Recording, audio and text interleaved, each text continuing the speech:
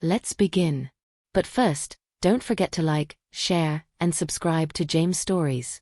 The warehouse clock blinked 3:07 a.m. when Miles Hart, the CEO of Hart Hospitality Group, wiped his brow and adjusted his fake name badge, Luis Franco, prep cook. For the past 2 days he had sweated under fluorescent lights, hauling crates, scrubbing grills, and learning knife cuts alongside staff who had no idea the man chopping onions next to them was the boss who'd built the restaurant empire they worked for. Miles had expected fatigue and mess. He hadn't expected quiet pride in the way one man, a black chef named Jared Simmons, worked. Jared's station was pristine, his movements deliberate. Every chop, slice, and dice was a quiet act of art. It was hard to look away. So here he was, CEO in disguise, watching him chop veg at 3 in the morning without complaint, while the rest of the shift napped, snacked, or traded stories. When Miles finally caught Jared's eye across the stainless steel prep table, Jared nodded, eyebrows raised. "Late shift? You trying to start something, chef?"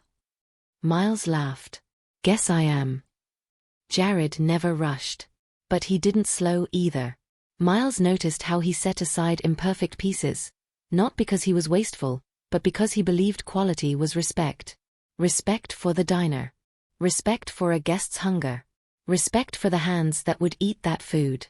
Most of the other staff didn't care whether a carrot was uneven. But not Jared. Miles watched as a co-worker grumbled, "These carrots not even. Who cut this crap?" And Jared didn't bat an eye. He simply re-chopped the pieces. No complaint. Just excellence. The boss in disguise couldn't help wondering, who is this guy? What's his story? An hour later, Miles made an excuse to circle back to the prep area. Jared was rinsing his gloves in the sink. "Man, you sure you don't want to get some rest? You've been at this a while." Jared shrugged. "I like to get ahead. Less stress later when it's busy. And, well, I don't mind the night shift." "Family you take care of? School?" Jared paused. "Family. But schools? I'll be honest. I never went." Miles sensed more under the surface. "Well, you learnin' on the line like this could put you anywhere," Miles said, trying not to sound like a CEO. Jared smiled, but it was guarded. "I learn new every day." That was the moment Miles knew. He needed to know why Jared skipped college. Not just the usual reasons, but Jared's reason. So he kept working the shift. A few days later, during a slow prep lull, Miles planted a gentle question. "So, you ever think about going to school later? Culinary school? Business?" Jared hesitated, but only for a second. "Man," he finally said, "I had chances. But life came at me fast." Miles leaned in, genuinely curious. "My mama, she worked 2 jobs. Me and my sister lived with my grandma most our lives. College, that was something I heard about. Didn't really see it." "Did you want to go?" Miles asked. "Yeah," Jared said, voice steady but soft. "I wanted to be an engineer at first. I loved math, drawing up things, building. Had scholarships letters in my backpack once." He paused. "But then, my sister. She got sick. Real bad. Needed surgeries. Medicines. Mom lost a job taking care of her. All that money for meds, we had none." He rolled his eyes with rueful humor. "College ain't cheap. And for a long minute, we weren't eating at all. So I dropped everything to work. To help." Miles felt something in his chest tighten. People judge folks who don't go to college. But they don't see reasons behind it. Miles nodded. "No, they don't." The next few days, Miles watched how other staff responded to Jared. Some teased him. Others challenged him. One called him slow once, and got corrected right then, politely, confidently. No arguments. No anger. Just truth. Even under stress, late orders, broken oven parts, angry customers on the phone, Jared stayed calm. Grounded. Miles realized. This man didn't need a college degree to be brilliant. He needed a chance, and an opportunity. But was he ready to help him? He wasn't sure yet. One Friday, the kitchen exploded with orders, reservations delayed, phones ringing, tempers flaring. The manager on duty nearly snapped. "Get these orders done. We're about to lose customers." Jared never raised his voice. Instead, he organized the shift with steady words, assigning tasks, guiding one confused line cook, calming another. Slowly, orders flowed out in rhythm. No chaos. Just teamwork. When the rush ended, the manager huffed. "Where'd you learn to keep a head in heat?" Jared shrugged. "Been long nights before." Miles saw admiration there, either grudging or earned. Hard to tell. But certainly respect. That night Miles thought about something he rarely did. What does a company owe to its team beyond paychecks? Support? Growth? Opportunity? It was Monday afternoon, and Miles finally decided it was time. He pulled out his phone in the break room after a shift. Right then and there he called Marisol, the head of HR. "Hey, can we do an interview with someone? No fanfare? I want real answers." "A beat. Got someone in mind?" "Yeah. Jared. At East Side Bistro." "Okay. Schedule it." "What? No warning to him? Disguise? Just raw?" "Yep." Marisol's laughter echoed. "All right. I'll send invite." Miles ended the call and looked at Jared, who was wiping down his area.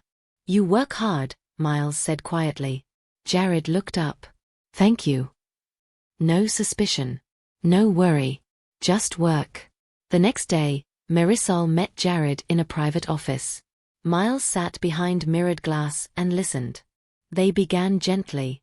"Tell us your story. Why you didn't go to college." Jared closed his eyes briefly, then spoke with quiet authenticity. "My sister, she passed a few years back. Long fight with cancer. After she died, I kept working. I skipped college, 'cause I had to help my mom pay bills. Take care of grandma's meds. You know." He paused, biting his lip. "After that, I didn't know how to go back. Everything felt out of reach." Marisol asked, "Did you ever try?" "Once," he admitted. He told them about an application packet he mailed. Essays written late at night, hopes pinned like pins on a map. But he never got called back. "I figured I wasn't ready," he said. "Maybe I wasn't. Maybe I still ain't." Miles swallowed. He'd heard ambition before, but this was heart. Not ego. Not fear. But life forcing hard choices. After the interview, Miles stepped out. "Jared," he said. Jared looked up. Furrowed brow. "Luis? You okay?" Miles laughed. "No, I'm not Luis." He unmasked himself. Jared blinked. "What, you're the CEO?"